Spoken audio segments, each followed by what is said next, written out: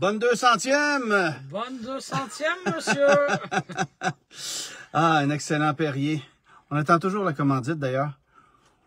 5 ans plus tard, 200 épisodes. 200 grosses brunes, 200 grosses brunes. Nous voici, nous voilà.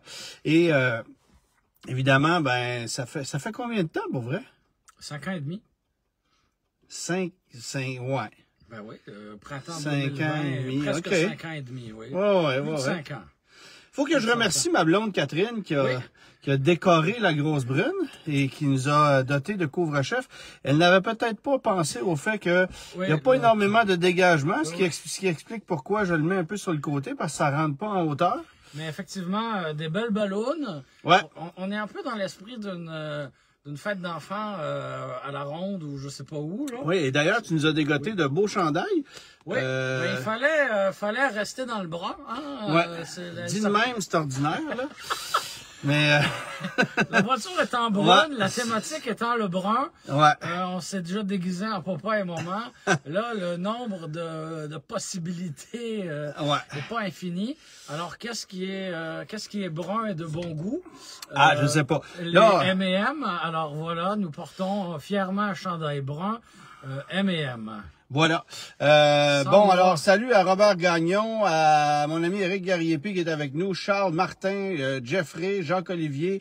Il y a beaucoup de gens qui sont là. Bonsoir tout le monde. À ma blonde, bien sûr. Ta mère est pas là? Ta mère s'en vient, ça doit s'en venir, là. Ça doit s'en venir. Bon. Évidemment, on a pris une brochure thématique pour la 200e. Pour la 200e. On n'en dit pas plus. C'est ça, c'est la Chrysler 200, mais on va en parler plus tard. Vas-y donc avec... non, c'est ma charade. C'est ta charade. Que tu as trouvé instantanément, puis que les gens vont trouver instantanément, mais c'est pas grave. Alors, mon premier est le verbe devoir au passé simple. Mon deuxième est une route de campagne. Mon troisième précède et suit le mot abs, sauf à la STM. On respire mon quatrième. On boit mon cinquième, chaud ou froid. Et mon tout est animé par un moteur V8. J'espère que les gens à la maison en profitent pour faire des captures d'écran, hein, parce que visuellement, c'est quand même un moment grandiose. Ouais, on vit quelque chose, là. On n'a pas l'air sans dessin, juste un peu. Non, on le fait très, très bien. C'est-tu ce qu'on appelle se prêter au jeu? Oui, tout à fait. Tout à fait. Oui, exactement. D'accord. Puis évidemment, ben la tradition grosse brune se poursuit en grande partie grâce à mes amis de CarStar Latuc qui ont rembruni la grosse brune. Oui. Ça se dit-tu, ça? Ils ont allongé sa durée de vie, en tout cas. Ouais, c'est ça. Là, je sais plus, attends un peu, là, les commentaires. OK, c'est beau. Il y a déjà quelques quelques demi-bonnes réponses. Oui. Ta mère a une demi-bonne réponse. Peut-être la relire une deuxième fois. Ouais, je l'avais pas lu deux fois. Non, juste une fois. J'avais assumé que bon. Ça passe si vite. Mon premier est le verbe devoir au passé simple. Mon deuxième est une route de campagne. Mon troisième précède et suit le mot abs, sauf à la STM. On respire mon quatrième, on boit mon cinquième, chaud ou froid, et mon taux est animé par un moteur V8. Il y a beaucoup de demi-bonnes réponses, et Charles qui dit Oldsmobile Alero, ce n'est pas ça. Meilleure chance la prochaine fois. Merci d'avoir participé. C'est ça, exactement. On va peut-être l'avoir au complet, mais on le dira en toute fin d'émission. Bref, on ne sait pas. Bon, évidemment que je le sais, Germain, là, que c'est pas... Oui. C'est ça. Quoi? Voici le guide de l'auto 2026. Franchement, on a une bonne réponse de la part de Jeffrey. Voici le guide de l'auto 2026 qui est sorti aujourd'hui. Oui. Non, en fait, qui va être dans les magasins mercredi, demain ou jeudi, tout dépendant d'où vous allez le chercher. Mon petit doigt me dit que Costco et Walmart vont l'avoir peut-être un peu plus rapidement, je ne sais pas. Mais c'est le guide de l'auto 2026, fière participation. Et l'annuel de ton côté, c'est quelques jours et ça sera, là. Il arrivera en magasin dès la fin de la semaine. Et comme ça, au 201e épisode, j'aurai dans les mains l'annuel de l'automobile 2026. Moi, je te propose mardi prochain, parce qu'on va être de retour mardi prochain, je te propose un exercice de comparaison des textes entre des véhicules donnés. Ah, Oui. Alors, on prendra, par exemple, le texte du Bentley Bentayga. Oui. On regardera qui l'a écrit. Et comparer les pour et les contre. Et comparer les pour et les contre, exactement. Comparer l'information, comme ici. On... le Bentley Bentayga, là. Bon, oui, parce que j'ai la page que j'ai pris. Des gens que tiens, le Honda Passport. Oui. Tiens. Ou le Kia EV3. Ou le Mitsubishi Eclipse Cross, on était à une page du RVR. Écoute, tu sais, dont les ventes ont augmenté en cette première moitié d'année. Et j'ose croire que t'en es responsable. Non, mais Léo, oui. Léo? Oui, Léo. Oui, c'est ça. La compagnie de... Bon, histoire de profiter du momentum, mais j'étirerai pas ça trop longtemps parce que ça s'appellerait de la concurrence déloyale. Oui. Je vais quand même vous présenter, et là, je vous le dis, là, j'ouvre le livre pour la première fois devant vous parce que je les ai eus après-midi. Je suis allé les chercher. J'ai fait une photo en 30 secondes que j'ai mis sur les réseaux sociaux. Je suis arrivé à la maison, on a soupé vite et nous voici dans la grosse brune. Oui. Donc, je peux pas te dire que j'ai ouvert le livre encore. Fait que je vais découvrir mon reportage pour la première fois. Puis là, je vois des affaires qui sont quand même le fun. Bon, je vais finir par tomber dessus. Oui. Ah, les voici. Alors, c'est ça. Et c'est le reportage sur l'industrie automobile. Je te cache la face un peu. Tant qu'on voit le chapeau. C'est ça. L'industrie automobile québécoise. Puis là, essentiellement, dans ce reportage-là, je relate toutes les voitures qui ont été fabriquées au Québec. Je trouve celles qui n'ont pas été fabriquées longtemps. Et ça, ouais, c'est ça. En fait, il y a eu plusieurs aventures et plusieurs aventures écourtées. Exact. Alors, je parle de la Vega, je parle de la Camaro, je parle évidemment de Hyundai qui a eu son usine au Québec. As-tu parlé de la Bombardier Vénus qu'on a pu voir aux voitures anciennes de Granby? Elle est ici. Elle est tout juste là. Tu es incollable. Incollable. Et vous allez avoir aussi une magnifique photo de la Sonata, la première Sonata fabriquée au Québec, avec qui à ses côtés? Nul autre que Jacques Bienvenu qui était présent lors du dévoilement de la voiture. Wow. C'est des photos que j'ai trouvées dans les archives du journal. Alors j'ai trouvé ça bien sympathique. Même une Sonata de police que vous pouvez voir en bas. Ça c'est moins passé à l'histoire. Il y en a eu à Bromont. Ça s'est pas mal arrêté là. Oui. Avec l'idée que j'ai eue derrière ça, c'est évidemment, comme c'est le 60e anniversaire du Guide de l'auto cette année, et j'ai constaté en fait que le premier guide de l'auto était à peu près sorti au moment où on commençait à fabriquer des voitures au Québec. On commençait à fabriquer des voitures au Québec fin 65. Le premier guide de l'auto, c'était un 67, mais commençait à être rédigé en 66.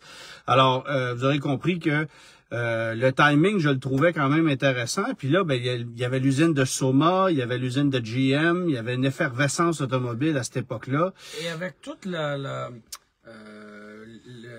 crise tarifaire qui sévit depuis plusieurs mois déjà, j'ai l'impression que plus que jamais, les gens se sont intéressés à la production automobile canadienne, et qui dit Canada dit Québec aussi, pour finalement qu'on réalise qu'il n'y a plus rien qui est fabriqué ici. Non, c'est depuis 2002. 20 ans. Depuis 2002. Voilà. Alors, je ne veux pas interrompre ton élan, mais le plafonnier est allumé. Je ne voudrais pas décharger la batterie de la voiture. Voilà. On fait ça de même? C'est-tu mieux? Bang. Oui, le plafonnier est éteint. C'était pour éviter les mauvaises surprises. C'est parce que la grosse brune n'est pas dotée d'assistance de fermeture des portières. Non. J'avais pas pris l'option. Non. Bon.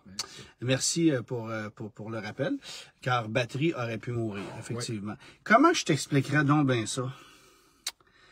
Il est vraiment inconfortable, ton chandail, puis j'ai l'impression d'avoir... Tu sais, tu m'as amené ça tantôt, là. J'ai l'impression que ça sort de l'usine chinoise, puis qu'il y a plein de produits chimiques dedans, là. Effectivement, j'ai quand même une douce pensée pour tes partenaires et commanditaires au noir, mais ce soir, c'est au brun. Et ces gens te fournissent des vêtements de grande qualité. Au brun M. Oui. Ces gens te fournissent des vêtements de grande qualité, à la mode, distingués. Et là, tu portes... Et pas toi. Et pas moi. Et là, tu portes un chandail ultra cheap, laid et brun. Ouais. Joyeux 200e. Mais ultra cheap, cheap, pas un peu. Oui. J'apporte aussi à votre attention le slate. Oui. Qui est à l'arrière du guide de l'auto. Je vais être honnête avec vous, là. Je ne savais même pas qu'il y avait ça à l'arrière de la couverture.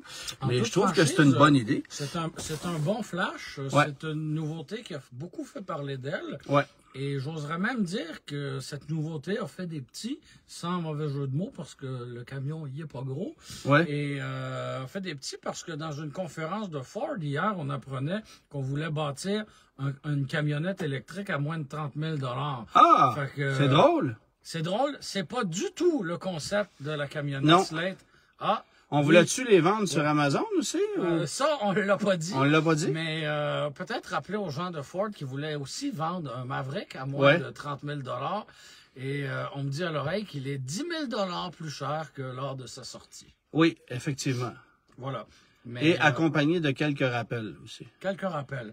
Mais effectivement, de voir qu'une compagnie jusqu'à présent inconnue sort d'à peu près nulle part pour débarquer éventuellement avec une camionnette, alors que Ford est la reine de la camionnette en Amérique du Nord, ben c'est sûr que tu te mets à creuser les méninges un peu, là. Quand même. Mais là, on peut peut-être tout de suite sauter dans le vif du sujet, tandis qu'on parle de Ford. On en a appris une pas pire là, cette semaine. L'abandon du Ford Escape et du Lincoln Corsair. Celle-là, j'ai bien de la misère à la comprendre et surtout à la digérer. C'est pourtant une nouvelle qui est officielle. Il y avait des rumeurs qui se faisaient entendre depuis quelques semaines, quelques mois. Et effectivement, on va cesser bientôt la fabrication du Ford Escape et donc du Lincoln Corsair. Ils sont assemblés à la même usine. Et l'idée, c'est de revoir finalement la production de Ford. Alors, essentiellement, c'est une usine. On fabrique ces véhicules-là, si ma mémoire est bonne, au Michigan. C'est possible. Si ma mémoire, je me souviens plus.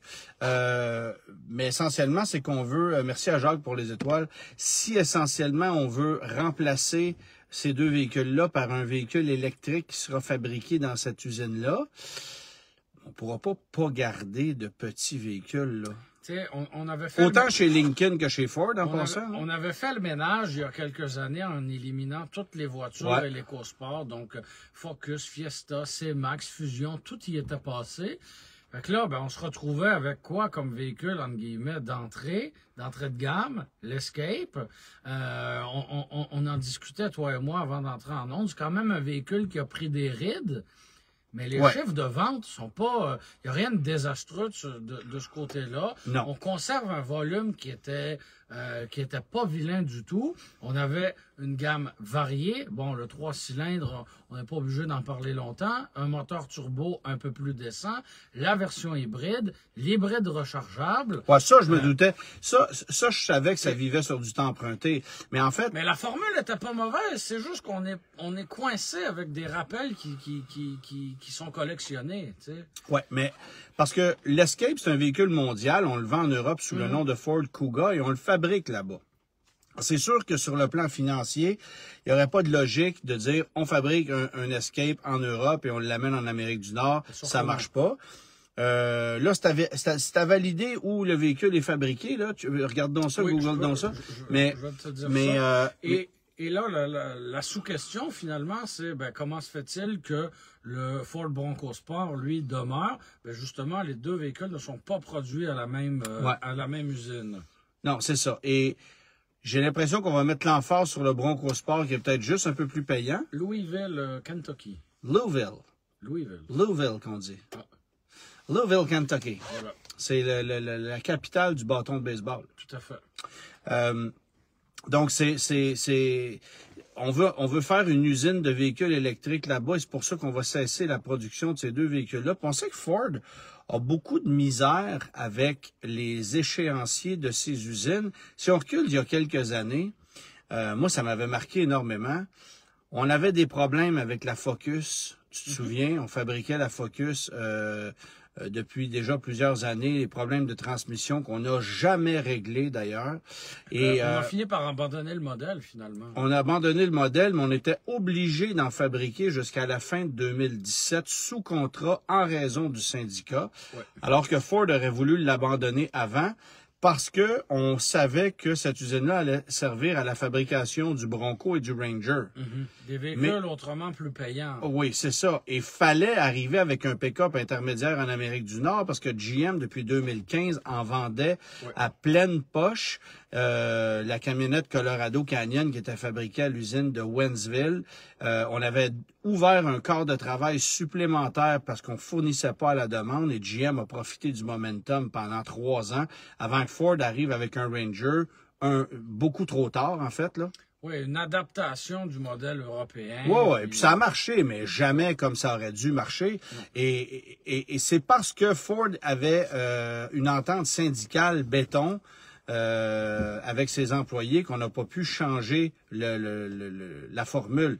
Alors là, c'est assez absurde parce que l'employé, au final, tu le payes le même nombre d'heures, le même tarif horaire. Ah oui, mais tu as des process à apprendre, tu as du réoutillage, qu'il assemble des Focus ou des Rangers, au final, il travaille puis on est content pour lui. Je viens quand même de prendre 2 secondes pour nous regarder puis on a vraiment l'air imbécile. Hein? Oui, c'est pour ça que je l'ai dit.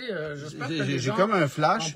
Vous pouvez nous écouter juste à l'audio. Ah oui, juste à l'audio, ça va être correct. Prochainement en podcast, ça s'en vient. On va travailler là-dessus, ça s'en vient, je vous le promets. Est-ce qu'on a des réactions des gens? Pas sur notre look, là. Non, mais sur Ford ou... Dave Tanguay qui demande, donnez-moi vos impressions sur le Nissan Kicks 2025. Oui. La plus grande déception, c'est qu'il n'y a plus de Kicks Play. Ben, ils l'étirent, en tout cas. Ils étirent le 2025, mais il n'y aura plus de 2026. Et j'avais pas marché mes mots quand je l'avais conduit il y a près d'un an. Fan. Je ne suis absolument pas un fan de ce produit-là. C'est... En anglais, on dirait cheap, mais en français, on va se contenter de dire bon marché. C'est peut-être un peu plus poli. Tout est bon marché. L'insonorisation, la qualité de finition, le comportement routier, tout est très, très, très bon marché. On a mis de la poudre aux yeux à tous les clients et clients potentiels avec des couleurs voyantes, de la pub un peu punchée, mais c'est pas ce qu'on veut. Je comprends qu'on veut vendre un véhicule à bas prix, parce que ça reste un petit VUS entre guillemets à bas prix, mais il peut coûter cher le Kicks. Mais non, c'est vraiment pas un produit qui vient me rejoindre. Il y a mieux pour le même prix ailleurs, malheureusement. Malheureusement pour Nissan, là. Puis là, ils sont arrivés avec des promos agressifs puis tout le kit, mais c'est sûr que mécaniquement parlant, ils sont pas dans la course. Et puis plus tu montes en gamme, moins ils sont dedans. Ben voilà. Et c'est vrai pour plusieurs véhicules, entre guillemets, d'entrée de gamme. Plus tu montes, plus la facture s'élève, moins finalement l'achat devient pertinent. Ouais. Là, tu sais, si on va chercher un Nissan Kicks plus de base, est-ce que c'est forcément un mauvais choix? Tu sais, puis j'ai bien de la misère à recommander un véhicule avec une CVT Nissan, là. Tu sais, c'est difficile, là. Ils ont eu des problèmes. Ils en ont eu des problèmes, là. Ils en ont eu pas mal. Est-ce que tout ça est terminé, c'est derrière nous? On a beau nous dire que oui. Moi, je peux pas recommander ça les yeux fermés. Je comprends. Voilà. Moi, je suis moins inquiet que toi, mais c'est sûr que c'est pas mon premier choix dans le segment. Là. On est vraiment et pas comme là. tu dis, effectivement, en location... Mon Dieu, qu'est-ce que c'est ça? Je pensais que c'était une bébite. En location... Non, c'est un M&M jaune. Oui, c'est ça. Ça serait bon. Hein? Ouais. Ils sont au peanut, eux autres, sont meilleurs. Ah oui? Oui. OK. Nous, ils sont au chocolat, c'est pour ça qu'ils sont bruns. Puis qui pique aussi? Le mien, il pique pas. Là. Non? Ben, t'as pris soin de me donner celui qui pique. Voilà. Ben oui, effectivement, je comprends qu'une part de la clientèle soit attirée par le Kicks parce que justement, ben on a des promos intéressantes. Donc oui, c'est alléchant, mais ça reste un produit franchement ordinaire. Mais moi, le guide de l'auto, je l'achète chez Costco. OK, parfait. Oui. Bonsoir à vous deux. Germain, un fan du RVR. Bonsoir. Il y a plein de monde qui s'ajoute, là. Salim qui est avec nous. Gaétan qui nous dit qu'on s'entend pas parler dans un Kicks. Et Danny qui nous dit qu'il vient d'acheter un Escape 2 litres turbo plutôt qu'un Bronco Sport car la tenue de route est vraiment meilleure. je suis obligé d'être d'accord, sans compter que l'Escape, il remorque 3500 livres, l'autre, c'est 2200. Ah oui, il y a une différence sur les codes de remorquage? Oui, parce que avec le Bronco Sport, ils sont pas capables de mettre le oil cooler, le refroidisseur de transmission haut rendement sur ce modèle-là, alors que ça marche. C'est un problème? C'est un peu un problème, surtout considérant la vocation du Bronco Sport. Un peu aventurière. Tu sais, c'est ça. Fait que, enfin bref. Non, l'Escape pour moi c'est un meilleur achat, mais le look du Bronco Sport plaît plus. Puis bon, c'est ça la patente. Évidemment que dans le guide de l'auto 2026, que vous pouvez vous procurer dès demain dans toutes les bonnes librairies et Costco, Walmart. D'ailleurs, c'était aujourd'hui, hein, le jour du livre québécois. Hein. Le jour du livre québécois. On traite de véhicules électriques, hybrides rechargeables, hybrides à essence. Les véhicules verts, on la cote, là. Les véhicules verts, on la cote. Et vous allez découvrir, c'est pas une erreur parce qu'au moment d'aller sous presse, on ne le savait pas encore. Mais ce qu'on a appris du côté de chez Dodge, c'est que on a la planète à cœur.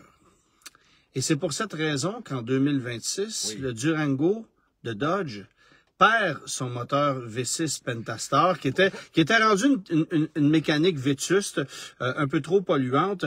On a décidé de se concentrer uniquement sur... On a tassé le V6, mais pas pour intégrer un 4 cylindres turbo-compressé comme l'offrait la concurrence, pas pour intégrer une motorisation jumelée à la technologie hybride. Non. Rien de ça, non. Je vous sors, ça traînait dans le garage. Ça, c'est une brochure du Durango 2018. Il n'a pas beaucoup changé. Vous pourriez changer pas mal l'année ici et écrire 26, puis ça serait pareil. Mais... À l'exception du V6 qui disparaît.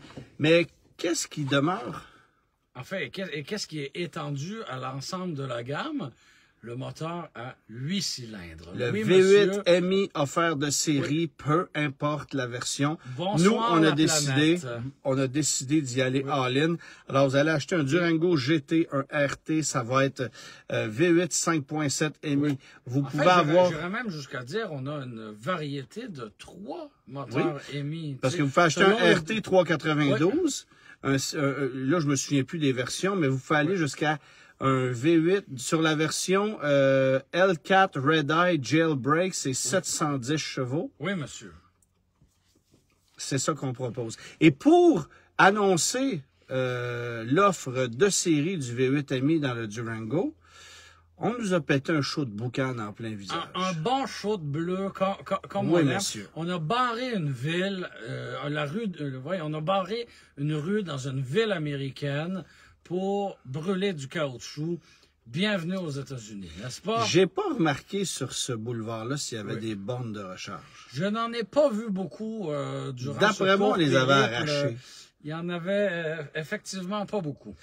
Que pensez-vous du retour, en fait, que pensez-vous de cette stratégie de Dodge de relancer le moteur MI comme si c'était la 7e merveille du monde, de le ramener dans leur camion Ram? Ça, je pense que c'est un peu plus logique quand même. Là. Oui, en fait, de mon côté, je suis mitigé. Je me dis, mon Dieu, est-ce que on recule un peu, tu sais, finalement? C'est un désaveu du 6 cylindres. Ben, désaveu du 6 cylindres ou désaveu de la conscience environnementale, tu sais. Parce que on a essayé de prendre la tangente électrique. On l'a essayé pour vrai, là. On est arrivé avec des Wagoneer électriques. On est arrivé avec un Charger électrique. On a éliminé des V8 dans les Rams. On a éliminé les V8 dans le Charger. Ouais. On a tout fait ça. Et qu'est-ce qui s'est passé? Tout a mal été à partir de là. Ouais. Les ventes de RAM ont diminué. J'aimerais ça que tu me trouves sur ton téléphone la pub du Wagoneer S que tu m'as trouvé il y a quelques jours, qui illustre à quel point c'est un succès. Oui. Es-tu capable? Je cherche ça 2 secondes. Oui. Le temps que j'explique aux gens qu'on a aussi profité du momentum pour annoncer que Jeep passait à travers plusieurs nouveautés en 2026. Alors, on modifie le Grand Cherokee qui va recevoir des retouches cosmétiques, des mécaniques plus puissantes. On n'a pas rien confirmé, mais on a annoncé qu'on aurait plus de puissance sous le capot. Donc, ça veut probablement dire qu'on va glisser le 6 cylindres Hurricane comme mécanique mécanique de série. Le Grand Wagoneer va avoir droit à plus de puissance, plus de luxe, plus de technologie, retouche esthétique aussi. On n'a pas parlé du Wagoneer, mais moi j'ai l'impression qu'on va lui donner une direction un peu différente.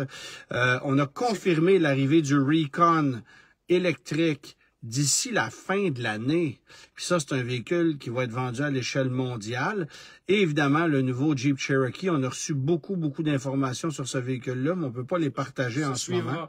Je ne retrouve pas cette publicité, malheureusement. Quelqu'un me l'a transféré en message privé. Je ne retrouve pas cette publicité. Bon, cela étant dit, le PDSF d'un Wagoneer S en 2024, First Edition, c'était à peu près 92 000. Oui. À combien est-ce qu'un concessionnaire liquidait ses Wagoneer S? Pas des démos, là. 60 000. 59 995. Ça, c'est pas cher. Mais c'est pas cher. Quand ça marche pas. C'est trop cher, pareil. Là, je sais pas. C'est très, très beau comme produit, là, mais prendrais-tu le risque? Jamais. Jamais. La question mérite d'être posée. Prends-tu un Wagoneer S? Mettons, là. OK, on jase. Prends-tu un Wagoneer S, un ID4 ou un VinFast VF8? Mais non, mais ça n'a pas d'allure, là. J'en veux aucun des trois en ce moment. Aucun des trois. T'as pas le choix, là. Faut que tu en achètes un. Ben, je choisirais l'option 4. Oui, mais elle n'existe pas. Ben oui, elle existe, là. C'est quoi? Ben, je sais pas, une Ioniq 5 ou n'importe quelle autre affaire un peu moins désastreuse sur le plan de la fiabilité. Je vais t'en rajouter un quatrième, si tu veux. Un Q4 e-tron. Ça va pas être possible. Non. Moi, je prendrais... je vais prendre l'autobus, je sais pas. Ouais, c'est pas drôle, là. Je vais sauver la planète à ma manière. Là. Ouais.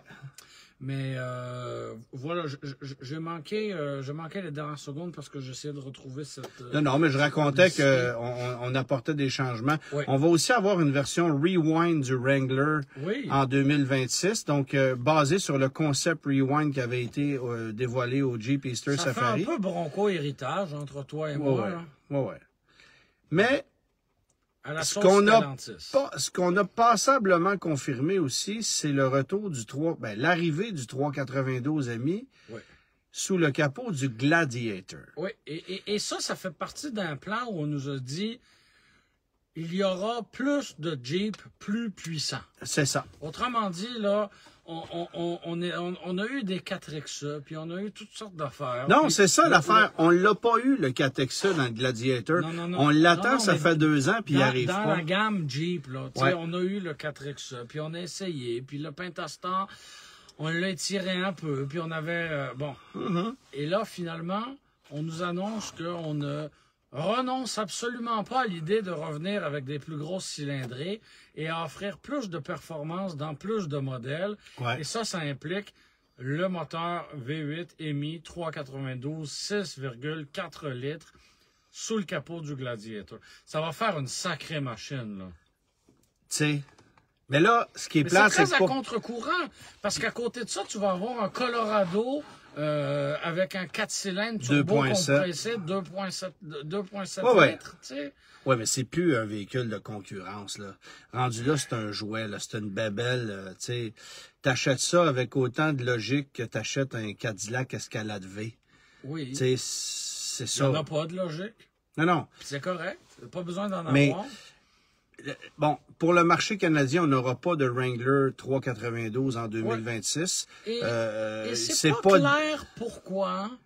En tout cas, pas dans ma lecture des choses.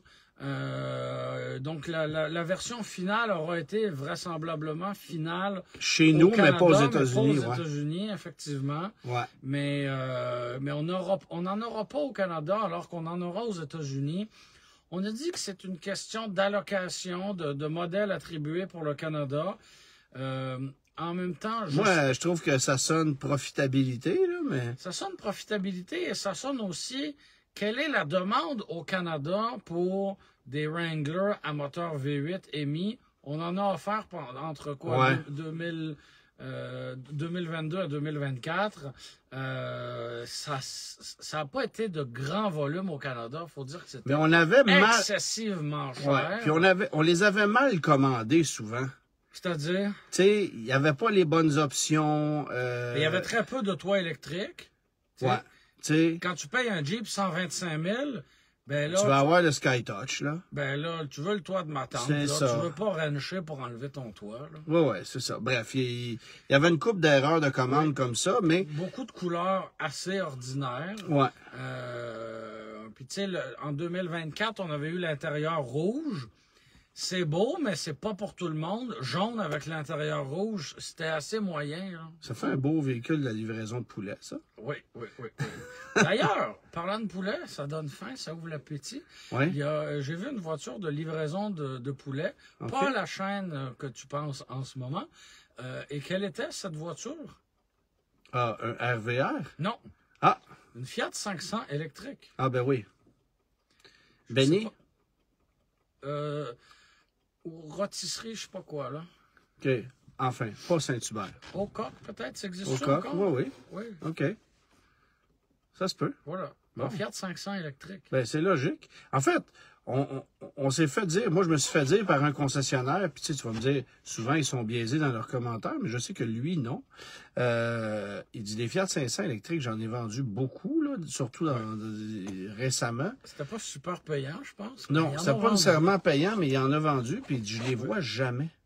Ça revient pas au garage, ils n'ont pas de problème de fiabilité. Tu sais, il dit, je n'ai pas vu une. Tu sais, il dit, le seul trouble que j'avais entendu, c'était la peinture qui lève sur les bas de caisse après un hiver. C'est le seul commentaire que j'ai reçu. Quand même fatigant. C'est quand même fatigant. Tu sais, c'est pas une Tesla. Là. Une Tesla, on comprend, mais... Non, mais une Tesla, c'est normal. Oui. C'est ça.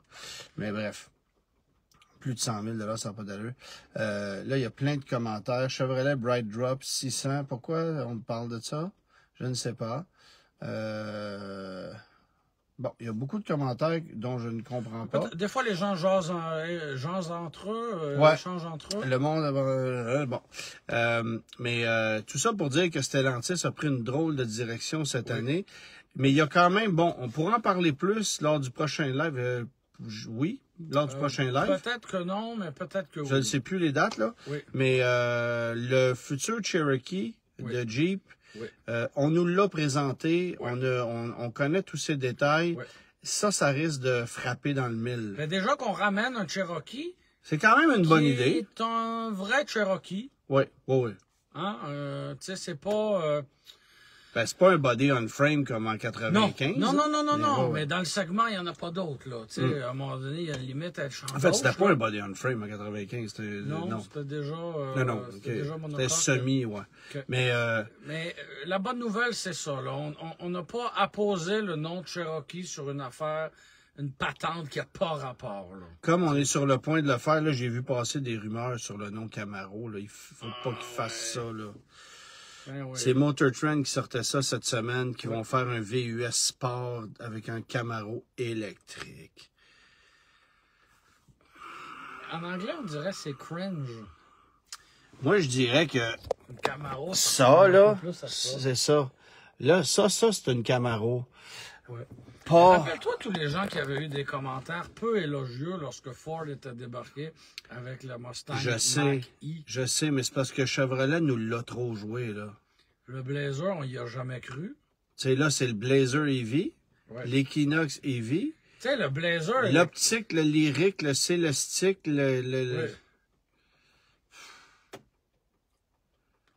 Quand le Blazer Essence est arrivé, c'était déjà pas un Blazer.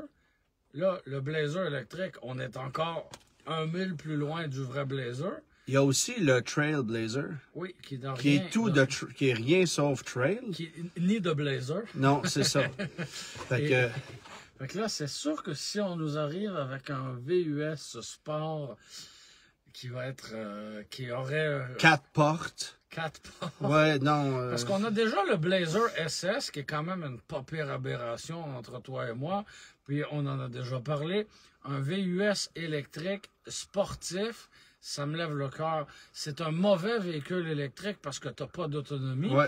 C'est un très mauvais véhicule sportif parce que ça pèse le poids de 14 autobus scolaires. C'est ça. Fait que... Mais pas les Lions. Non, c'est ça. D'ailleurs, ça coûte pas trop cher la livre. Non. J'en ai vu sur Marketplace à 25 000 $. C'est pas les autobus, c'est les camions. Les camions, excuse-moi, mais c'est... Des camions Lyon électriques qui valent 200 000 $, ben là, ils les vendent à 25 000, pas de garantie, pas de chargeur. Oui. Et tu vois, c'est quand même un rabais un peu plus grand que le Wagoneer S. Oui. Question à 5,7 litres, Antoine. Est-ce qu'on va ramener un moteur 8 cylindres avec la Charger? Moi, je pense que oui, là. Oui? Est-ce que même techniquement, c'est possible? Ça, c'est sûr que c'est possible. Oui, parce que la voiture est sur la plateforme STLA large. Oui. Et cette plateforme-là peut recevoir n'importe quoi. De l'hybride rechargeable, de l'hybride, de l'essence, du 100% électrique. Mais rappelle-toi qu'il y avait quand même des enjeux de pénalité environnementale liés au fait d'avoir une voiture propulsée par une grosse cylindrée. Ouais. Alors là, ça, c'est la grande question. Ouais. Est-ce que ces enjeux-là sont moins une menace à cause du gouvernement Trump? Ouais. Est-ce qu'on a décidé de faire un pas de recul puis de dire, ben, nous, ça marchait de cette façon-là, garde, on va le faire, puis on verra plus tard ce que ça va donner comme résultat. Est-ce qu'on est mieux vendre plus et payer des pénalités ou pas vendre? Pas vendre, parce que c'est ce qui s'est passé dans les 2 dernières années. Puis en même temps, mais en même temps, Ford continue de vendre des Mustangs avec des V8. Oui. Puis permets-moi de te dire, pour en avoir essayé une la semaine passée, que ça boit, là. Oui, c'est pas... c'est pas économique, là. On n'a pas retravaillé la configuration mécanique pour essayer de gagner 1 litre ou 100. J'ai bien envie de te dire que le 6.2 dans ma Camaro consomme moins que le 5 litres de la Mustang. J'ai pas de misère à... Tu sais, c'est pas... le concevoir. Non, c'est ça. Fait que... Mais est-ce que le nouveau Durango, donc, devient un peu l'aile Red Express des temps modernes? C'est-à-dire qu'on contourne un petit peu la réglementation, on profite du fait que ce soit pas une voiture, mais bien un VUS, pour mettre toute la gomme là-dedans? Tu sais, en même temps, est-ce que c'est de ça dont on a besoin chez Stellantis, là? Ben, on a besoin de vendre des véhicules à 80 000 $ et s'il y a un EMI, on va en vendre clairement plus, là. Oui, mais on a besoin d'un Grand Cherokee compétitif. Ouais, on a besoin d'un Cherokee compétitif. Ça s'en vient. On a besoin d'une voiture Dodge moins chère ou d'un petit VUS, pas d'un Hornet, là. Non. Le Hornet, d'ailleurs, je pense qu'on a lancé la serviette, là. Tu sais... Ça, est-ce qu'on en revoit un peu plus, je pense, chez les concessionnaires? Hein? Quoi, ça, des Hornets? Oui, on a un peu plus de services à faire. Là, oui, surtout les PHEV, là, ça va super bien. Ils n'ont pas de trouble avec ça. Quelle excellente idée, un moteur 1.3 litres combiné avec une transmission 9 vitesses. Oui. Je vais toujours me souvenir d'une phrase, moi, qui... Ben, dans le cas du Hornet, c'est pas ça, parce que c'est authentiquement un véhicule italien, là. Mais... Denis Duquet, ancien collègue du Guide de l'auto, la légende, m'avait lancé un commentaire, somme toute très pertinent, lorsqu'on a dévoilé la Dodge Dart en 2012. Il m'avait dit... Denis qui avait vu neiger, là, en 2012. Oui, qui avait vu neiger. Oui. Il dit, un design américain avec une technologie italienne. La combinaison parfaite pour que ça fonctionne pas.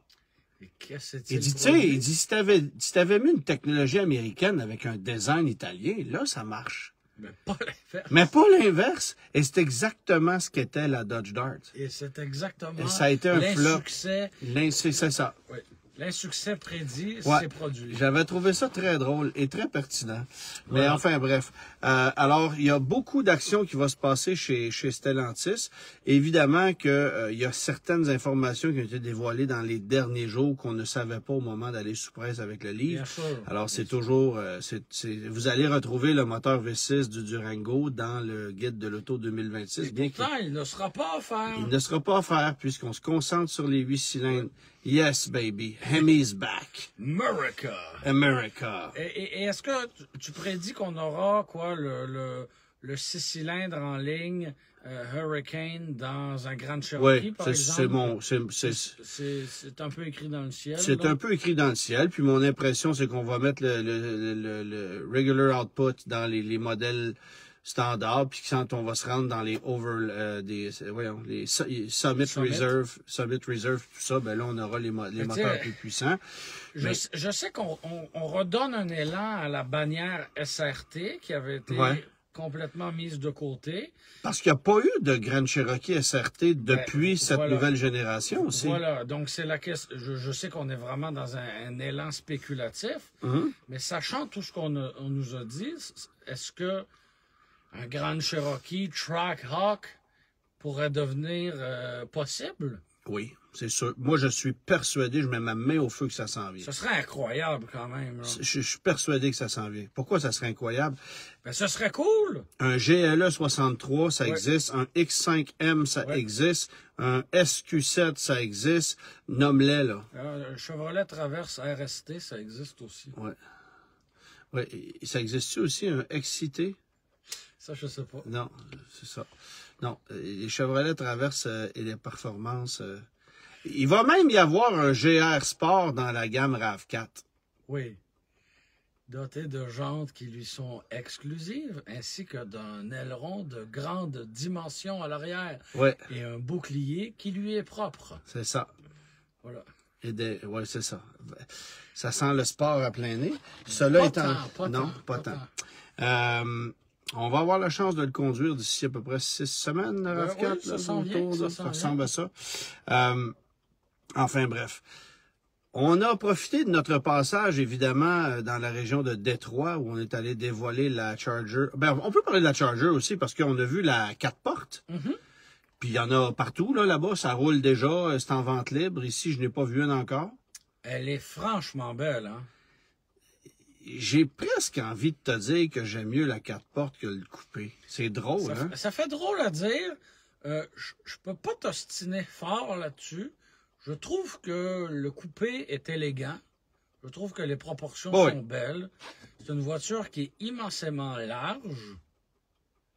Mais on dirait que la configuration berline vient me chercher un peu plus. Puis, quand on regarde le modèle à essence, évidemment, il n'y a pas l'ouverture au niveau du capot. Là, il n'y a pas l'espèce de fente avec l'appui.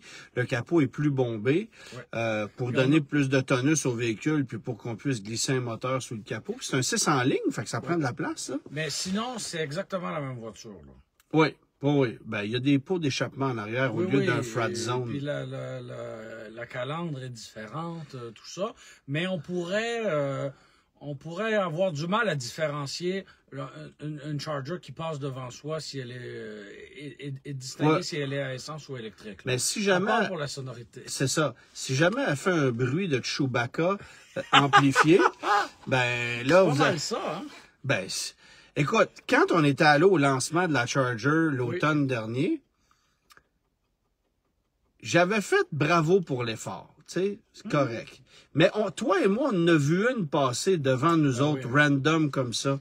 J'ai juste trouvé que le gars qui avait mis son système Frat Zone à on avait l'air cave. Ben, imagine dans le trafic. Non, mais c'est ça. C'est ça, c'est une bonne imitation. Moi, j'en suivais une l'autre fois dans le trafic. Ça marche pas. Dans l'est de Montréal. Tu sais, dans un bouchon de circulation. On y croit moyen. Là. On y croit pas pantoute. Tu sais, effectivement, 1 point pour l'effort, mais c'est ça. Ça va être tout, là. Puis le 6 sonne bien, parce qu'on a vu des gens de Stellantis faire des petits rides, là. Ils les ont détruits, là. Ils les ont battus à la journée longue. Ils avaient monopolisé une portion d'un stationnement, fait un circuit, puis ils faisaient des hot laps aux gens. Bon, faut savoir que c'est un 4 roues motrices, mais tu peux désactiver l'essieu avant pour que ça devienne une propulsion. Puis là, ils faisaient de la drift avec les Chargers à la journée longue, à battre ça. J'aurais été curieux de regarder l'état des suspensions après 2 jours. La direction, hein, parce que ça... Manger des volets de même, là, c'était effrayant, là. C'était vraiment effrayant. Oui. Mais, bref, aux États-Unis, c'est clair qu'ils vont en vendre, là. Puis de ramener le nom Six-Pack, je suis obligé d'être... Ben, ils l'ont l'affaire pour ça. Côté nomenclature, là... Ouais. Je sais qu'on a été critique envers Stellantis dans les derniers mois, dans la dernière année et demie, parce qu'il y a bien des affaires qui n'allaient pas, mais il y a des choses qui vont, et effectivement, le choix du nom, ça, c'est... Il y a eu des choix de noms qui ont été ingénieux dans les véhicules américains ces dernières années. Puis je suis obligé de te nommer le F-150 Lightning. Parce que le Lightning, à l'époque, c'était c'était un éclair parce que c'était un véhicule super performant, mais le un clin d'œil électrique. Ben oui, qui est génial, tu sais. Mais même le Hornet, c'est pas son plus grand défaut, le nom, là. Non.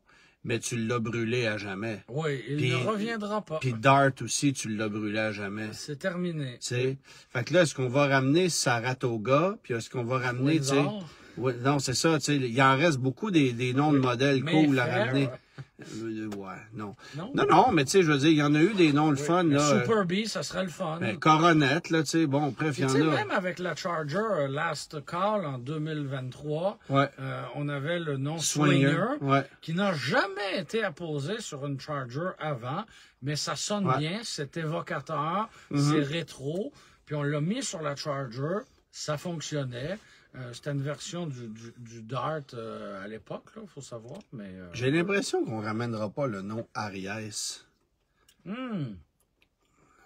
Imagine un VUS électrique à vocation sportive, Aries. Ouais, Aries K. Oui. Non, Aries E. Oui. C'est ça. C'est ça. Mais Reliant non plus, c'était pas joli. Hey, Reliant. Parlant de Reliant, c'est ça. On a vu... Alors, mise en situation. On est à Détroit et dans la riche banlieue de Détroit, il y a la ville de Birmingham qui est juste au nord, en fait, de Pontiac, qui est une autre ville qu'on a visitée où avait lieu notamment. Au sud. En tout cas, non, mais c'est mêlant. À proximité de Pontiac. En fait, c'est au nord parce que t'es au nord du Canada qui est au sud dans ce coin-là. Attends. Parce que je sais que c'est mêlant, mais la ville de Windsor, au Canada, est au sud de la ville de Détroit. Oui. Donc, plus tu montes, plus tu vas au nord, mais en même temps, ça bouge. Fait que là, faudrait... Pontiac est au nord de Birmingham. Oui. Ça serait ça. Non, je te le confirme. C'est ça, OK. C'est ça. Mais Windsor est au sud de tout ça. C'est ça. Puis c'est au Canada. Fait que je sais que c'est dur à comprendre, mais il faut que tu regardes une portion de la map. Canadienne. Cela étant dit, c'est une banlieue beaucoup plus riche que celle de Détroit elle-même. Oui. Germain, d'ailleurs, j'ai amené Germain, on est allé se promener dans la ville de Détroit, en périphérie de l'usine de Jefferson où on fabrique le Grand Cherokee. T'en es resté bouche bée. Surtout qu'on n'était pas dans le véhicule le plus discret pour faire l'exercice, immatriculé du Québec, dans des rues où on n'avait pas du tout à faire, là, en toute franchise. Tu vas là normalement quand tu as besoin d'une petite ligne ou de ta petite dose quotidienne. Je sais pas quoi d'autre. Il y avait l'ancienne usine, en fait les vestiges de l'ancienne usine Packard, qui est un bâtiment complètement démoli. Il reste un bout de structure. Tu as des photos? Oui, mais je sais pas. Trouver ça ressemblera, mais on peut montrer les photos. Et là, effectivement, tu sais, des maisons placardées une après l'autre. Ça transpire les poubelles partout, les voitures sur les essieux, en plein milieu de la rue. Oui, c'est un peu décourageant même de voir tout ça. Le centre-ville de Détroit s'est énormément amélioré, mais quand tu vas dans 10 kilomètres plus loin, c'est un peu moins glorieux. Alors, tu peux approcher ça, C'est très techno, notre affaire. On va améliorer ça. Ça, essentiellement, c'est là où étaient assemblées les voitures Packard. Et, comme vous pouvez le voir, ça fait un moment qu'il se passe rien là. À côté de ça, il y a un motel Packard qui lui aussi est fermé. Où ça fait longtemps que les gens n'ont pas fait des siestes. Et, c'est encore drôle. Sauf qu'aujourd'hui, ils ne payent pas. Ils ne payent pas l'entrée. C'est ça. Moyennant une roche dans un châssis, il y a peut-être moyen d'entrer. Mais effectivement, c'est très... Le seul mot qui me vient en tête, c'est rough. C'est très rough. Mais 10 000 au nord... Complètement, non. Mais on nous dit que ce qu'on entend beaucoup, c'est la revitalisation de la ville de Détroit. Je comprends pour le centre-ville, mais là, vois-tu, on était justement près de cette ancienne usine désaffectée, mais près de d'autres usines. C'est plein, là. Zero Factory de GM, Warren de Stellantis. Donc, en plein cœur d'une activité économique automobile, pas des usines abandonnées, et pourtant, dans l'environnement immédiat de ces usines-là, t'as une maison sur 3 inhabitée en décrépitude. C'est épouvantable. C'était des belles maisons. C'était des maisons en briques aux 4 coins. Grosses maisons, des beaux terrains, mais des quartiers complets où tu veux surtout pas aller te promener. Là. Ça faisait assez dur. C'était même épeurant. De se dire, ah oui, OK, une ville aussi forte et riche. Alentour du 8 Mile. Oui. Tu sais, ceux qui ont vu le film de M&M au début des années 2000, on est là-dedans, mais faut être là pour comprendre à quel point c'est étendu puis c'est pas rare. Tu sais, on a pris une rue au hasard, on est rentré là-dedans, bang, t'es tombé en plein dans le jungle. Celle d'après, celle au coin, c'est pareil, là. Mais quand tu t'en vas à Birmingham ou dans ces coins-là, là, tu changes de mode complètement. Bon, pour la petite histoire, on est allé là avec ma Pontiac Grand Prix GTP 92. Une excellente routière. Écoute, on a fait 2000 km avec cette auto-là, numéro rien. Sans mal de dos. J'appréhendais un peu autant de kilomètres dans une voiture. De 30 quelques années, là, mais ça s'est super bien passé. Puis ce qui était un peu drôle, j'aime ça que tu replaces ton chapeau de même. J'ai chaud, là. Ouais, il fait chaud, mais c'est ça. Mais c'est ça.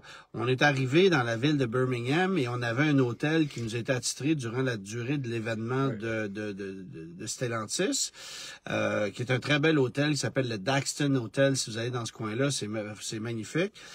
Et on a stationné la voiture au valet. Et de voir l'émerveillement des valets au stationnement vis-à-vis de cette Pontiac 92, alors qu'ils sont habitués de stationner des Navigator, des Range Rover puis des G-Wagon.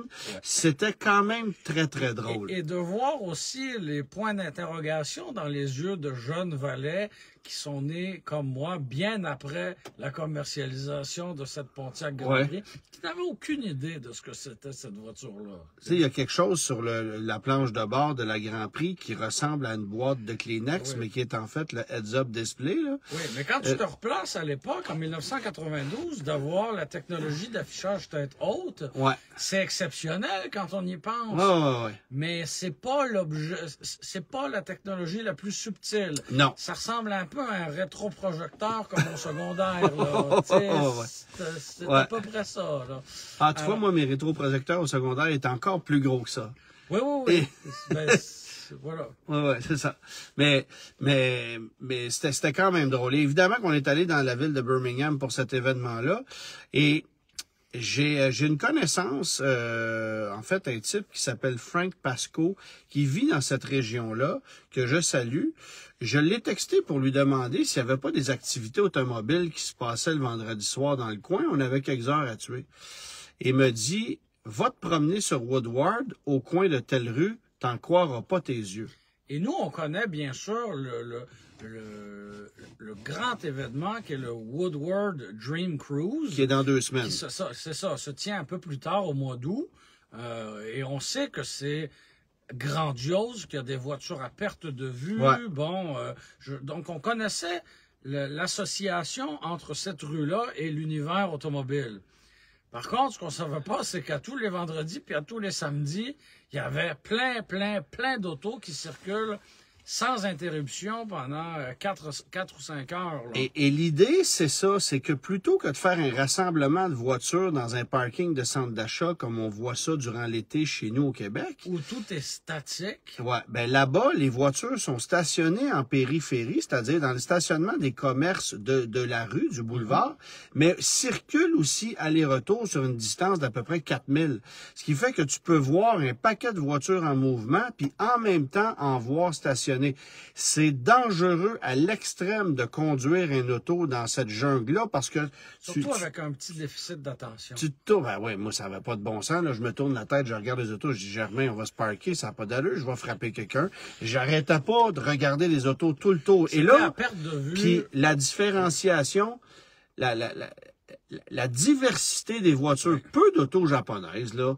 Oui, il y en avait quelques-unes. On est quand même passé d'un hot rod, d'un T-Bucket à des muscle cars, des voitures des années 50. À une Reliant Robin. Oui, mais un CRX, une vieille Supra, des Beatles. Tu sais, il y avait quand même une variété. On sentait qu'on était en plein cœur de l'Amérique, mais il y avait quand même une certaine variété. Et des Camaro ZL1 à tous les coins de rue. Tous les pauvres ont ça là-bas. Ouais, ça n'a pas de sens.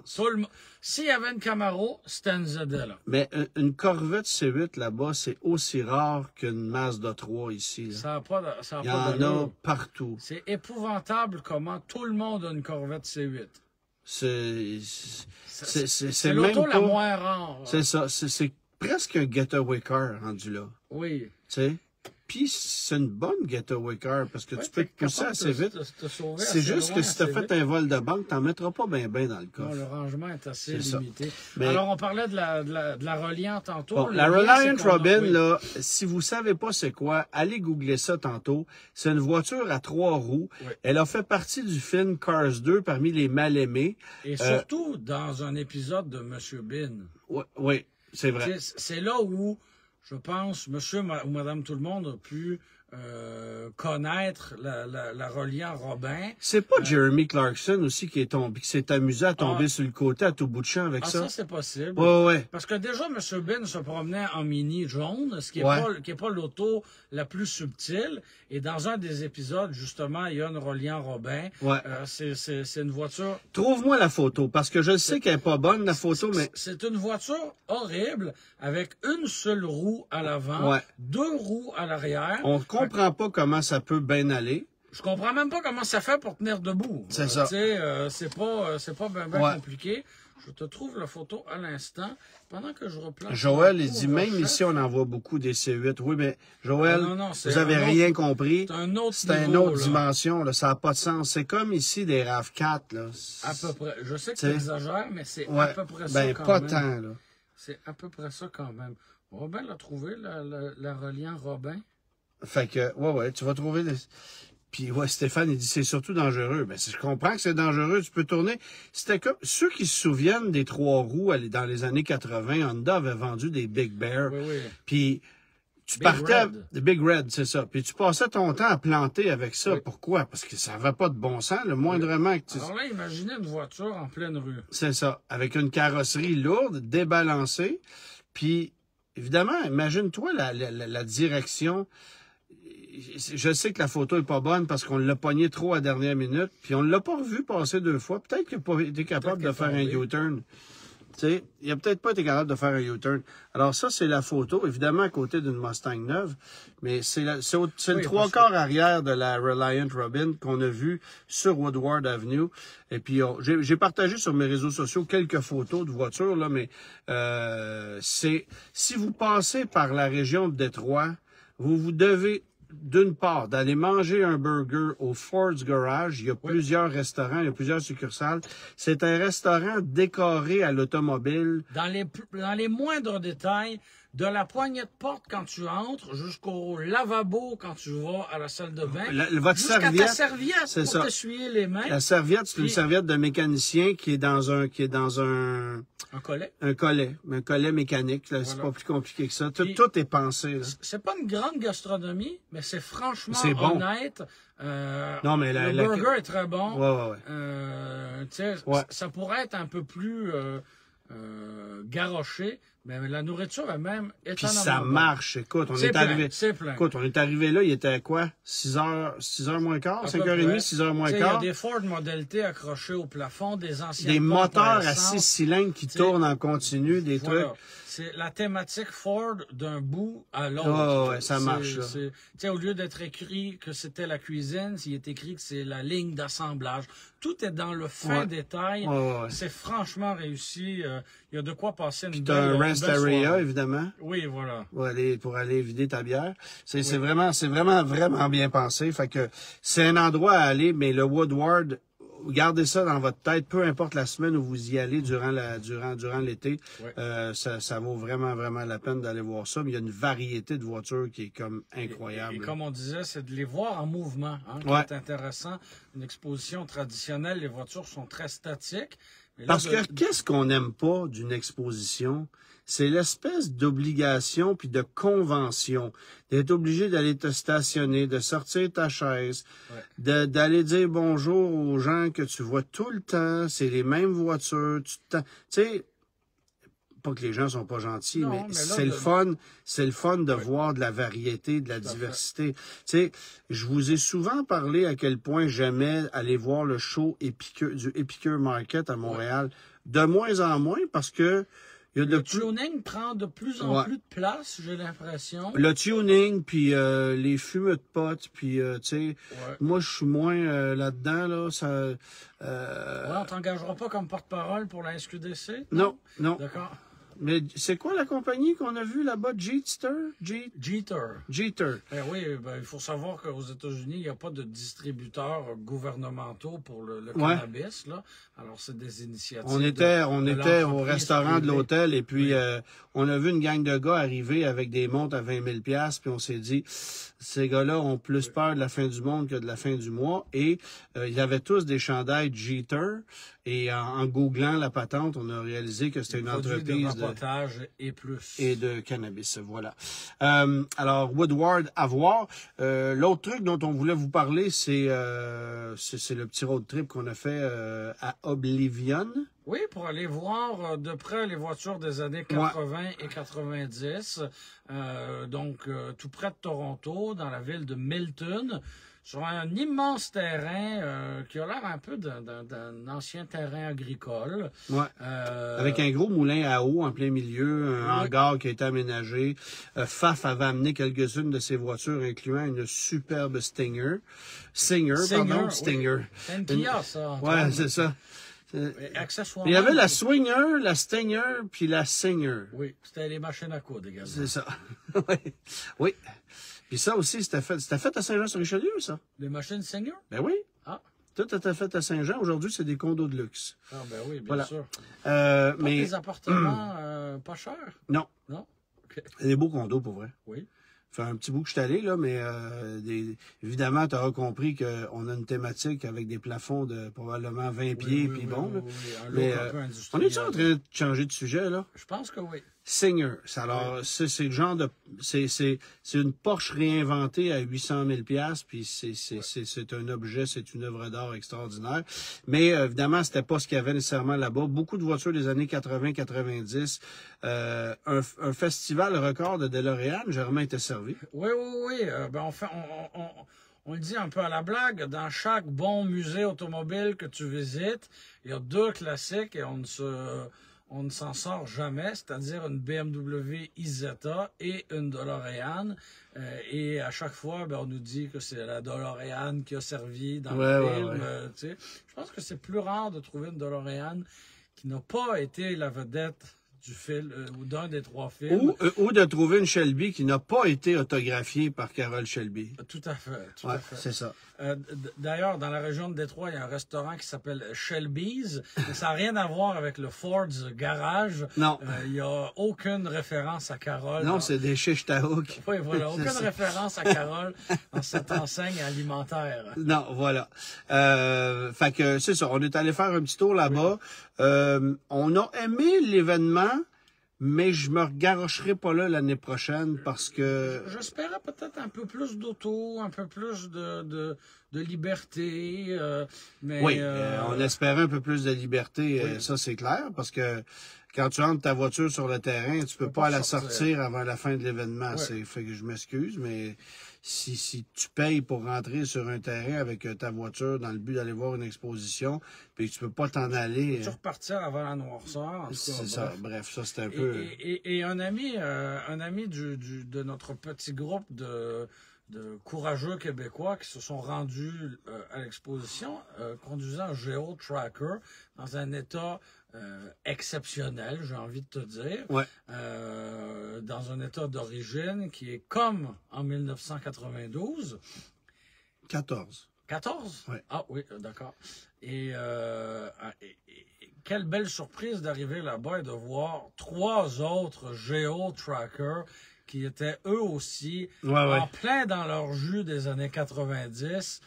Tu sais, moi, c'est pas une époque que j'ai connue, hein. En tout cas, j'étais très, très petit, mais en fait, en 94, c'était pas mal à l'étape d'un embryon. Oui, je te parle des années 90, okay. Mais tu sais, des Geo-Trackers, il en restait aussi au début des années 2000. Mais bref. Oui, mais les premiers que tu as connus, toi, ils les vendaient chez Corporatif Renault. Le grossiste. On vous offre gratuitement un garantie de 2 ans. Mais, nous avons des véhicules de toutes les marques et de toutes les provenances, tels GM, Ford, Chrysler. Voilà, on invite les gens à googler Corporatif Renault, après Renault le prénom, pas la marque automobile. Oui, c'est ça. Après le live, il y a d'excellentes pubs sur il y avait YouTube. des infopubs à TQS à l'époque, c'était savoureux. Oui. Ouais. Et là, tu voyais le festival de Plymouth Breeze et de Ford Windstar débarquer. Vert forêt, pur délice. Des camions transporteurs. Et le monsieur était comme essoufflé et très énergique. Là. Voilà. Problème de crédit, faillite, pas de problème. Pas de problème. Autrement dit, vous n'avez pas une scène, on va vous vendre un Plymouth Breeze. Oui, c'est ça. Tout va bien. En deuxième chance au crédit, financé sur 96 mois. Il n'y en a pas de problème. Let's go. Bien aimé le K-Car brun décapotable décoré de faux bois. Ben, en hommage à Train, Plane and Automobile. Oui. En français, Voyage Tourisque. Oui, ça sonnait un peu mieux en anglais. Hein, quand même. Voilà. Fait quelques perles comme ça de décennies. Une Pontiac Transport 92 avec la plaque Dustbuster. Et l'aspirateur. Sur la planche de bord. Voilà. Qui avait la grandeur d'un terrain de football. Voilà. Donc, quand même des gens créatifs et motivés, mais effectivement, beaucoup de voyagements pour... Il y avait beaucoup de trucs qu'on retrouve là-dedans, en fait. Oui. Puis... Pas de Nissan Access. Pas de Nissan Access, non. Ni de... Ben, il y avait une Accord Wagon. Oui, il y avait une Accord Wagon. Des Stealth. Là, je tourne les pages comme ça au hasard, là, mais... oui, il y avait... Ah, tiens. Aubaine et Mini. Tiens, il y avait ça. Aubaine et Mini. Pourquoi pas? Une Swift. Voilà. Il y avait ça. De quoi voulait-on parler aussi? Il y avait un autre petit truc. Prochain épisode de Rouler au suivant? Prochain épisode de Rouler au suivant, ça sera une simple Chevrolet Cavalier, mais vous allez voir, vous allez assister à une certaine transformation parce que l'atelier de carrosserie CarStar de Métabéchouane a décidé d'en mettre un peu plus que le client demandait. Est-ce que tu peux nous dire où est cette municipalité? À Métabéchouane. Oui, mais dans... c'est pas mal dans la région du Saguenay-Lac-Saint-Jean. D'accord, merci. Ouais. Fait qu'on est allé assez loin pour faire ça, mais petite gang super sympathique. Et puis, ils ont fait un travail impeccable sur cette voiture-là qui est revenue à la vie et qui partait de loin. Là, vous allez dire une Chevrolet Cavalier, ouais, c'est pas ce qu'il y a de plus excitant. Mais écoutez cet épisode-là samedi, vous allez voir que celle qui l'a remporté était tout sauf déçue. Je pense que c'est la réaction la plus intense qu'on a eue de l'histoire de l'émission. J'ai eu la chance de voir les photos avant, les photos après. Ouais. Et la voiture avait assez peu de kilométrage, mais les années paraissaient. Ouais, c'est ça. Fait que... En fait, elle avait 90 000 km. Oui. Elle a toujours 90 000 km, mais je pense que elle n'avait pas nécessairement été entretenue pendant cette période-là. Et la personne qui la possédait a juste cessé de la conduire et l'a laissée stationner au garage pendant quelque chose comme 10 ans. Fait que c'est ça. C'est pas nécessairement souhaitable. La meilleure affaire. Pour une voiture. La semaine passée, c'était le Nissan Frontier. Ouais.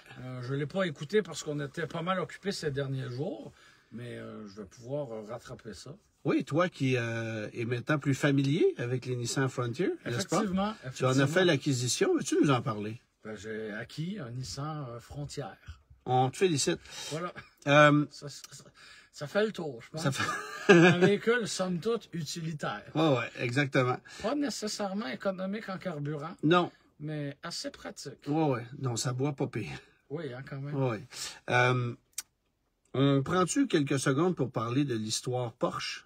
On peut prendre Parce ce que, temps-là, certainement. Ben oui, je sais qu'on dépasse un peu le temps, mais j'ai écrit un article il y a 2 semaines à peu près sur, évidemment, j'ai appelé ça « Arrogance Porsche ». Ou l'envers de la médaille. Hein, l'envers de la médaille. Comment ça se passe quand tu magasines une Porsche, quand tu transiges avec des concessionnaires? C'est pas toujours des histoires d'horreur, mais j'en entends tellement qu'à un moment donné, j'ai fait bon, on va raconter quelques anecdotes. Et à la suite de cet article-là, que je vous invite à aller lire sur le site du Guide de l'auto. Parce que quand les anecdotes s'accumulent, tout d'un coup, ça devient plus des cas isolés. Ça devient moins anecdotique. C'est ça. Voilà. Et donc, à la suite de la publication de cet article-là, j'ai un type qui m'écrit en me disant « Antoine, j'ai acheté une Porsche 911 Touring. » GT3 Touring. GT3 Touring. Voiture... Quand même un véhicule de plus de 300 000 $. Ouais. Et voiture qui a été vendue par FAF en Ontario, mais livrée chez Lauson à Laval. Bref, à qui la responsabilité, mais grosso modo, la voiture a été livrée à Laval et le type demeure à Mirabel. Et c'est pas rendu. Le moteur a sauté avant qu'il arrive à Mirabel. Ça, c'est quand même La voiture a 74 km au compteur. Le moteur saute. Et la voiture est là-bas depuis le mois de mars. Oui. Et on peut aussi imaginer que je ne vais pas discuter avec cette personne-là, mais on peut imaginer qu'il a attendu quelques mois sa voiture. Ouais, là, on n'est même pas dans ce que ça a pris, ce que ça a coûté, etc., etc. On est juste dans le fait qu'un type a dépensé plus de 300 000 $ pour une voiture de sport, une voiture chère, une voiture performante, puis au bout de quelques dizaines de kilomètres, tout s'est arrêté. Ça se peut. Et à ce moment-là, c'est la responsabilité de Porsche de réparer la voiture au plus sacrant. Comment se fait-il que le lendemain matin, il n'y avait pas un groupe motopropulseur complet qui a été mis dans un crête en bois sur le bateau, direction Lauson à Laval, le plus vite possible? Comment se fait-il que ça arrive pas, que ça se passe pas comme ça? Alors là, on est à la mi-août et la voiture est encore là. Sans bouger. Attention, pas de véhicule de courtoisie, pas de compensation, rien de la part de Porsche. Et ce que lui me dit, c'est que il dit je fais partie. Il dit qu'il connaît 3 autres cas de moteurs qui ont sauté comme ça à très, très bas. Là, on parle pas de très, très bas millage, on parle de moins de 100 km. Flambant neuf. Mais tu sais, il y a des cas qui ont sauté à quelques milliers de kilomètres, puis c'est la même affaire. Puis tu sais, je comprends que dans le cas d'une GT3, tu peux l'avoir amené sa track, avoir poussé le moteur trop fort. Lui, il a même pas eu le temps de prendre une bretelle d'autoroute. Donnez-y une chance. Puis il connaît 3 autres cas de moteurs sautés comme ça où il n'y a pas de suivi. Porsche ne livre pas. C'est embêtant parce qu'on a recommandé souvent la Porsche 911 en disant que c'était une sportive, oui, qui nécessitait un entretien au fil du temps, mais qui n'était pas une catastrophe de fiabilité comme d'autres voitures exotiques à petite diffusion, par exemple. Mais moi, j'ai pas de problème. Tu sais, ça arrive des bris mécaniques, puis s'il y a eu une batch de moteurs mal montés... remplacez-les. Ben, c'est ça. Faites une campagne de rappel, remplacez ceux qui n'ont pas encore sauté et qui sont sur le point de sauter. Tu sais quoi, le gars? Tu sais quoi le pire? Oui. Les gars se taisent parce qu'ils veulent pas perdre leur allocation. Ça n'a pas de bon sens, là. Parce qu'ils ont peur. C'est la loi du silence. C'est ça, c'est le principe. Tu sais, j'aime beaucoup les voitures Porsche. Il y a certains modèles dont je rêve. Est-ce que j'en aurai une un jour? Ça se peut bien. Mais j'ai en horreur le traitement que les clients ont. Et je vous le dis, là, jamais je vais jouer cette game de l'arrogance et de l'indépendantisme des concessionnaires Porsche. Puis il y en a 2 qui m'ont écrit puis qui m'ont contacté en me disant on aimerait ça te donner notre point de vue, peut-être. Je vais les rappeler. Je vais prendre contact avec eux, c'est correct. Mais mon opinion est quand même faite. C'est pas parce que tu t'appelles Porsche que tu peux péter plus haut que le trou. Un client, c'est un client. Ta job, c'est de le servir, peu importe le produit que tu vends. Tu sais. Et là, visiblement, au Québec, les affaires sont bonnes pour Porsche. On a vu qu'à l'échelle mondiale, c'était peut-être un peu moins le cas. On se demande de quoi seront faites les années à venir. Quand tu es excessivement arrogant comme ça, peut-être que le jeu ne durera pas bien longtemps non plus. Puis, tu sais, c'est un peu ce que j'expliquais dans mon article. Pour qui ils se prennent? Ils font juste des chars. Oui, puis c'est rien. Ils n'ont pas inventé un remède contre le cancer. Là. Ils vendent des chars hors de prix. Point à la ligne. Oui, mais tu sais, hors de prix, là, et Macan blanc, là, qui a 2 litres, là, t'as beau être... ou même avec 2 batteries, Antoine. Là. Ouais, non, ça, c'est encore pire, parce que ça, ils les vendent pas. Oui, il y a des promos comme on n'a jamais vu de promos sur d'autres produits Porsche. Oui, c'est ça. Mais achetez un Macan électrique et courez la chance qu'on mette votre nom sur une liste pour que peut-être vous puissiez avoir une Targa GTS dans 3 ans. Parce que c'est ça que vous voulez vraiment, pas un Macan électrique. Enfin. Et oui, les concessionnaires ont une part de responsabilité dans l'équation. Le constructeur aussi. Mais le constructeur aussi. Moi, revenons à ce cas précis de la GT3 Touring, le concessionnaire, qu'il soit à Laval ou à Québec, peu importe, c'est pas lui qui va aller chercher le moteur de GT3 Touring en Allemagne. Là. Hein? On est d'accord? Il peut pas en inventer un. Il peut pas le fabriquer non plus. Il peut pas le fabriquer, il peut pas l'inventer. C'est ça. Après, il y a un service que tu peux donner parce que tu es le premier point de contact avec le client, et ça, c'est le cas partout. Mais il y a une bonne part, je pense, de responsabilité qui vient malheureusement du manufacturier. Et si les concessionnaires ou un concessionnaire a décidé d'avoir des pratiques inventives à la limite du malhonnête, ben c'est au constructeur de veiller à ce que ce concessionnaire-là ne brime pas l'image de marque. Oui. Parce que l'image de marque, elle est très forte. Et ça prend pas grand-chose pour la détruire. Absolument. Tu sais, quand vous regardez beaucoup les réseaux sociaux, j'imagine vous voyez passer des reels, des pubs de concessionnaires. On nommera personne, là. Mais il y en a des colons qui font des publicités qui sont atroces là, sur les réseaux sociaux. Puis Tout le monde n'a pas suivi le cours de marketing numérique 101. Moi, je suis un constructeur automobile, puis je vois le Ticlin crier au meurtre pour vendre ses chars. Mais comment ça se fait que c'est permis? Tu joues avec mon image de marque. Ou encore avoir des propos totalement misogynes. Ben, c'est-tu ça que tu veux mettre de l'avant? Non, c'est ça. Pas nécessairement. C'est ça. Mais cela étant dit, je pense que Porsche a une responsabilité. Porsche Canada a une responsabilité dans cette histoire-là. Les concessionnaires aussi. Et je pense surtout qu'au final, un client ne devrait pas avoir peur d'être mis de côté parce que son véhicule qui a payé 300 000 a brisé. Il y a comme un climat de terreur et de la loi du silence qui s'installe. Voilà. C'est un peu grave. Avant, évidemment, d'arriver avec la réponse de la charade, je vais vous parler d'un succès retentissant de Stellantis. Ben, à l'époque, c'était FCA. Oui. D'ailleurs, c'est drôle, ça, parce qu'on se promenait dans la région de Détroit, puis des fois, tu voyais Chrysler Corporation, des fois, tu voyais FCA Group, puis d'autres fois, tu voyais Stellantis. Ce que j'ai compris, c'est que l'appellation FCA est conservée et fait partie de Stellantis. Okay. On a donc, comment dire, l'appellation légale FCA continue d'exister. Alors, ici, nous avons la brochure pour la 200e de la Grosse Brune. Tout est réfléchi. On a pensé à tout. Non, c'est ça. La brochure de la Chrysler 200. Et comment décrivait-on la Chrysler 200 en 2015 lorsqu'on l'a lancée? Importée de Détroit. Non.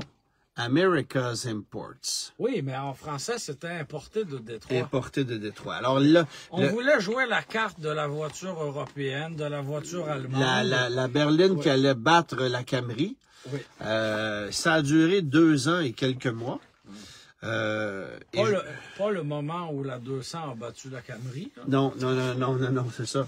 La commercialisation de cette auto-là.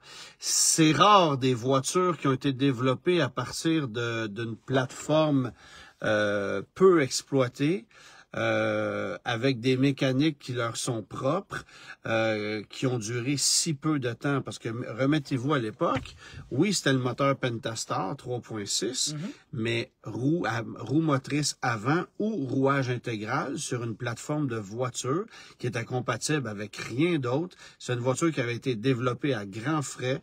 On nous l'avait présenté, l'événement avait eu lieu dans la région de Boston. Pour être honnête, j'avais été étonné de la qualité de cette auto-là. On partait de loin, là. Je pense pas que la qualité était le principal problème de cette voiture-là. Je pense qu'on était déjà victime de l'image de la marque Chrysler, qui était pas à son plus haut. Oui, mais tu remplaçais. Baisser après ça. Mais tu remplaçais une Chrysler 200 qui avait été une Sebring, qui était une voiture complètement dépassée. Oui. On amenait l'auto à un autre niveau. C'était un peu trop tard. C'était trop peu trop tard, mais il y a eu une décision. J'ai l'impression qu'au moment même où on la lançait, on savait que c'était fini. Ça allait pas durer. Parce que ça a duré 2 ans à peine. Dès 2017, j'en ai vu une. Il n'y en a pas, là. Tu sais, ça a été des 2015, un peu de 2016, puis quelques rares unités. D'après moi, là, des 200 2017, c'est pas... Le 5 janvier, ils ont fini d'en produire. Ah, avant ça, puis c'est pas beaucoup plus commun qu'un Saab 9-4X, là, tu sais. Ouais. Il y en a vraiment pas eu. Et ça intéresse d'ailleurs pas beaucoup plus de gens. Mais c'est pas une voiture vilaine. Non. Et dans l'occasion, tu peux mettre la main sur cette voiture-là pour des pinottes. C'est une belle routière. Ouais, c'est confortable. 4 roues motrices. Puis ça avait la même. Disponible. Tu sais, c'est ça. Ça avait la même thématique esthétique que la Pacifica qui a été lancée l'année d'après. Oui. Qui, elle, est encore là, d'ailleurs. Elle n'a pas changé depuis tout ce temps-là. Fait que c'était pas vilain comme moto. Mais voilà. Fait que c'était la Chrysler 200. On va espérer que la grosse brune dure plus longtemps. Ben, en fait, la grosse brune a duré plus longtemps nos épisodes que la Chrysler 200. Oui. Mais on va espérer étirer ça encore plus longtemps parce que ça se peut que ces voitures-là disparaissent rapidement du marché parce que au moindre bris, les gens les réparent pas tant que ça. Tu sais, la plus récente, c'est quand même une auto qui a 10 ans. Voilà. Déjà. C'est fou, pareil. Ça achève. Réponse à la très, très difficile charade que je vous ai lancée cette semaine. Mon premier est le verbe devoir au passé simple. Mon deuxième est une route de campagne. Mon troisième précède et suit le mot abs, sauf à la STM. Alors, vous aurez compris que c'est Durango. Mais c'était pas terminé. Mais c'était pas terminé. On respire mon quatrième et on boit mon cinquième chaud ou froid, RT. Voilà, mon tout est muni d'un moteur V8. Et pour votre gouverne, dès 2026, même une version GT va avoir un moteur V8. RT, vous pourrez avoir le 5.7 MI, mais en option le 392, parce que ça se peut que vous trouviez que le 5.7 MI est un peu juste. Le V8 MI est offert de série. C'est ça. Ça fait longtemps qu'on a entendu ça. Ouais. En fait, est-ce qu'on a même déjà entendu ça? On salue Daniel Breton. C'est sûr que cette nouvelle-là ne devait pas être très réjouissante pour lui. Non, c'est ça. Est-ce que le V8, je pose une question comme ça sans mettons quelqu'un qui s'achète sans même connaître la réponse. Ouais. Est-ce que le V8 MI a déjà été offert de série? Dans un Durango? Dans un véhicule? Dans un RAM? Non, jamais. On a toujours eu d'autres mécaniques, que ce soit le 3.6, un 4.7. Non, jamais. Tu sais? Jamais. Grand Cherokee, non, rien. Le moteur V8 MI... Ben, la 300C, mais tu avais des 300 avec des 6. C'est ça. Non, jamais. Et même si on remonte là au début du MI... Le début du MI, c'est 2002. Non, mais les années... non, ben là, ouais, c'est ça. Mais... Non. Effectivement... Tu vois, il n'est pas trop tard pour bien faire les choses. Il n'est pas trop tard pour bien faire les choses. Mettons, là, si tu t'achètes un Durango puis une croisière en même temps, là. Oui. C'est un beau doigt d'honneur à la planète. Oui, quand même. Tu peux planter un arbre en revenant, puis ça va donner bonne conscience. On se donne rendez-vous mardi prochain. Merci d'avoir été là. Mardi prochain, on pourra faire l'observation de la compétition réelle entre les deux livres. Bien sûr, ce sera un match comparatif d'un livre présentant des matchs comparatifs. Oui, effectivement. D'ailleurs, dans le guide de l'auto 2026, vous allez en retrouver... Non, je vous niaise. Allez vous procurer, c'est offert dès demain chez Costco et les libraires. Peut-être ça va arriver jeudi, ça dépend là, des endroits. Mais bref, ça arrive. Alors voilà, puis on se retrouve mardi prochain. Merci tout le monde d'avoir été là et merci d'être fidèle au poste depuis 200 épisodes. Voilà. Bonne soirée. Bonne soirée.